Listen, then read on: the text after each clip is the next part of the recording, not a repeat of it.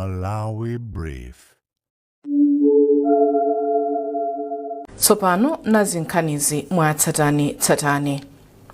Wachiwiri kwa mtsogoleri wa dziko lino Dr. Jane Ansah wakhazikitsa ntchito yopereka thandizo la chakudya ndi zipangizo zina kwa anthu omwe akhudzika ndi njala m'boma la Nsanje. Dr. Ansah achenjezanso adindo kuti asayerekeze kuchita ukambelembere pogwira ntchitoyi. Dr. Ansah ati President Professor Peter Arthur Mutharika analengeza kuti mdziko muno muli njala yadzaoneni ndi cholinga choti anthu akufuna kwabwino alowererepo msanga pavutoli kuti anthu asavutike kwambiri ndi njala. Wesley Chirwa ali ndi zambiri mulipotili.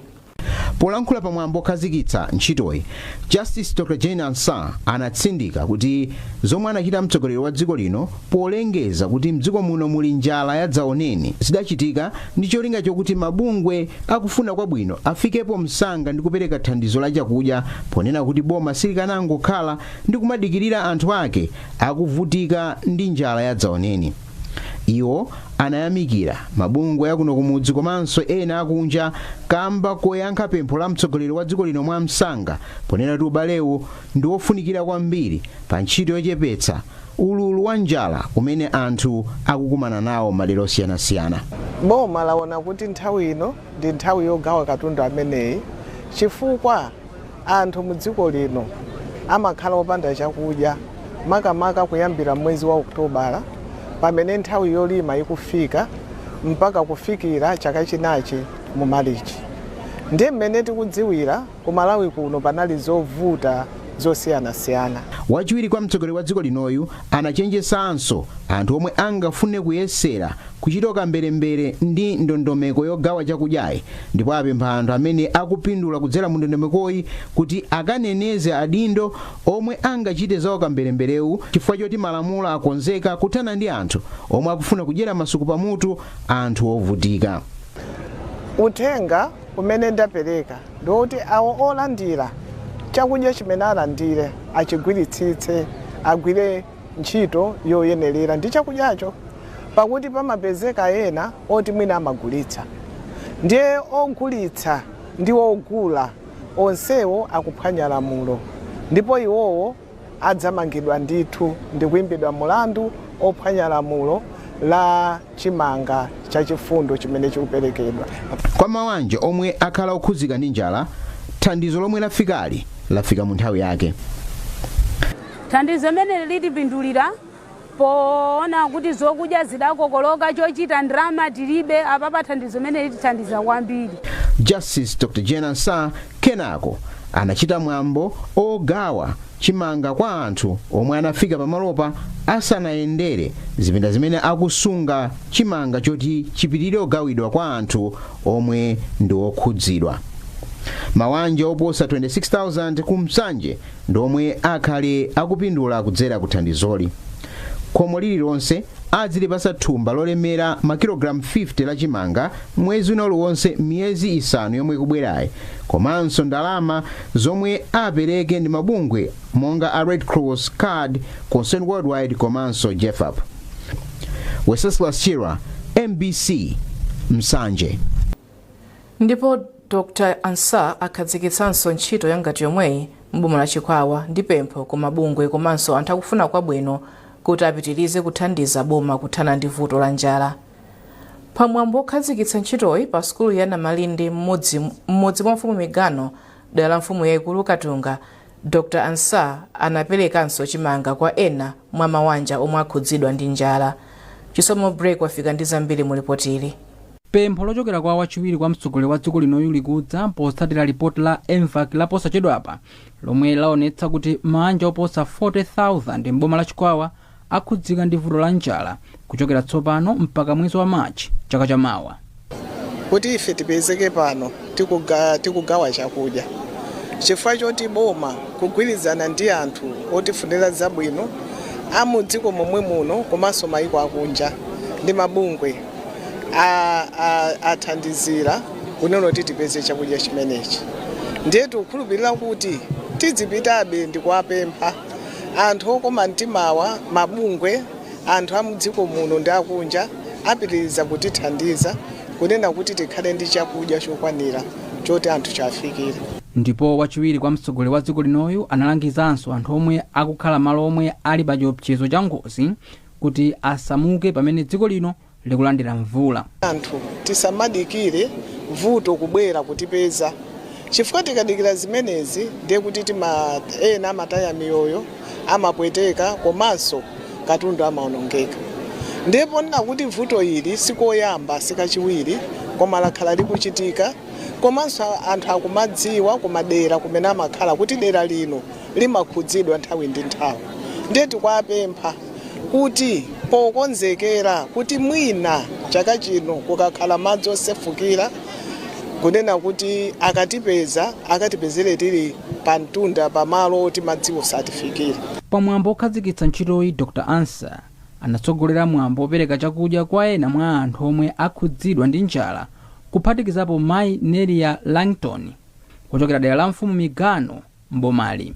Chimakaimenda ndira chindi kuthokoza kwambiri kuti chindithandiza chifukwa ndakhala ndikugona ndi njala apapa ndi kuti ndisuntha pa nthawi imene ndikusuntha ndi kuti ndikhala kuti ndikulima kumunda kudikira nthawi yoti ndidzakolole. Asanakhazikitse ntchito yogawa chakudyayi, wachiwiri kwa mtsogoleri wa dziko linoyu anayendera ena mwa mabanja omwe akhudzika ndi mphepo ya mkuntho kudera la mfumu Kapasule mboma lomwe la Chikwawa. Ntchito yopereka chakudya yomwe boma likuchita ndi chitsimikizo choti ndi lozipereka pofuna kuonetsetsa kuti anthu asavutike ndi njala mdziko muno. Chisomo Break, MBC, Chikwawa. Wachiwiri kwa mtsogoleri wa dziko lino Justice Dr. Jane Ansa watsindika kuti anthu onse omwe alembedwa mukaundula kuti akufunika thandizo alandira popanda chinyengo.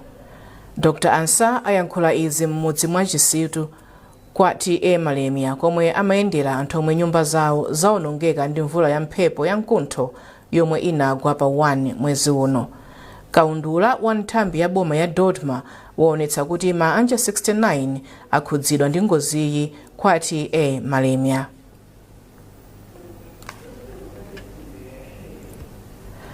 Anthu oposa 26,000 omwe akhudzidwa ndi njala mboma la Ntcheu awatsimikizira kuti boma liwathandiza ndi chakudya.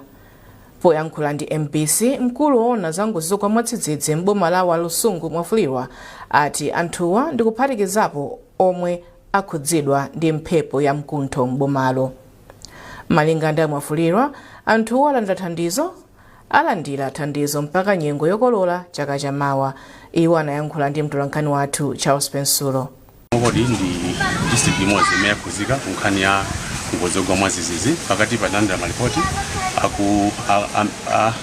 mphepo ya mkuntho imene akhuza manyumba angapo monga kwatiye Makwangwala, specifically ku Pengapenga imene anthu anakhuzika kwambiri, andi kubwera kwa vuto limene unapangisa anthu ena aluze zokudya zawo monga ngati chakudya chimene chinapangisa kuti akhale osowekera mu njira zingapo kunkhani ya chakudya. Kotero boma litaona kuti zimenezo na chiona chapafupi kuti lithe kuwathandiza kunkhani ya chakudya. That is why mukuona kuti lero tikugawa chimanga pa program imene yotchedwa Lead Season Response Program 2025-2026.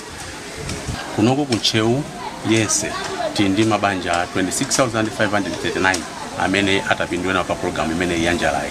Andakuyena kupindula kwa miyezi yokwana 3 kuyambira January mpaka na March. Koma mwezi wakuti president anapanga declare state of disaster kuona ndi njala kukula kwa njala. Kotero anthu amene wayamba kulanda chimangachi mwezi wino wa December. Koko kwambiri kumakhala nkhani yokuti timakhala ndi ng'amba madera ambiri. Ndiye ulimiso wa nthira sumachitika kwambiri. Kotero anthu amakhala kuti kudalira kwa madalira mvula.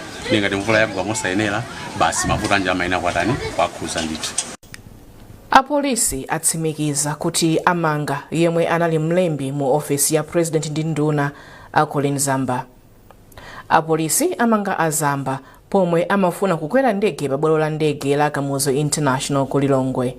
Mtolankhani wathu Lonjezo Msodoka akufotokoza. Zonadi tinayankhana ndi mneneri wa polisi mdziko muno Lero Chintembo yemwe anatsimikiza kuti ndithu ndizoona kuti apolisi mdziko muno amanga yemwe anali mlembi wakale ku ofesi ya mtsogoleri wa dziko komanso nduna Colin Zamba. Anati izi zachitika ndithu mamawa ndipo zinachitikira ku Kamuzu International Airport kumene ndi bwalo la ndege ndithu la Kamuzu.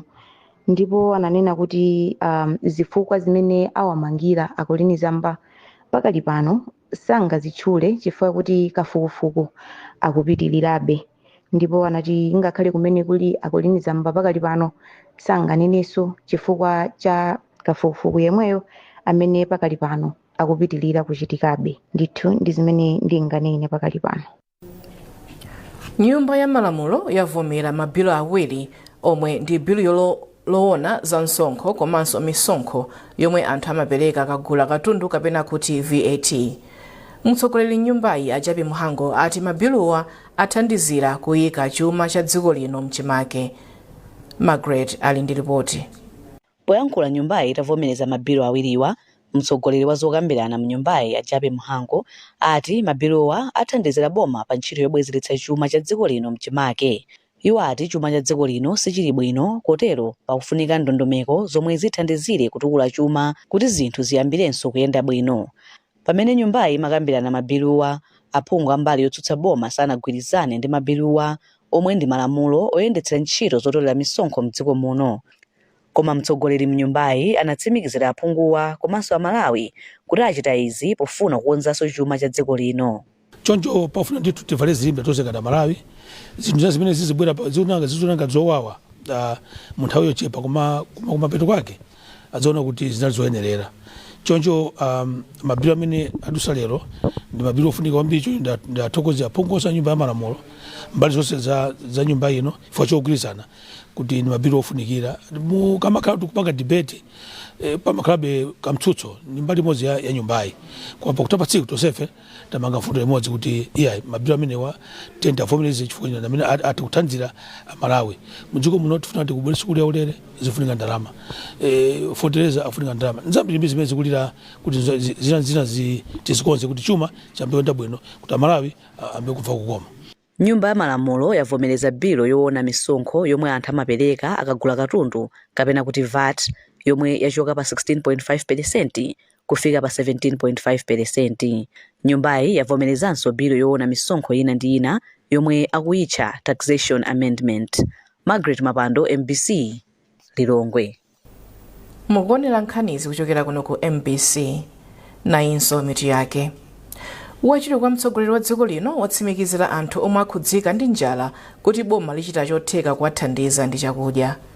Apolisi amanga yemwe anakhalapo mlembi mu ofesi ya president ndi nduna Mayi Colin Zamba, ndipo dziko la Malawi likuchita nawo mwambo wokumbukira anthu omwe ali ndi ulumali pa dziko lonse ndi lonjezo loteteza ufulu wawo mdziko muno. Zochitika za pa tsiku loganiza anthu amaulumali zili mkati ku embangweni ku mzimba.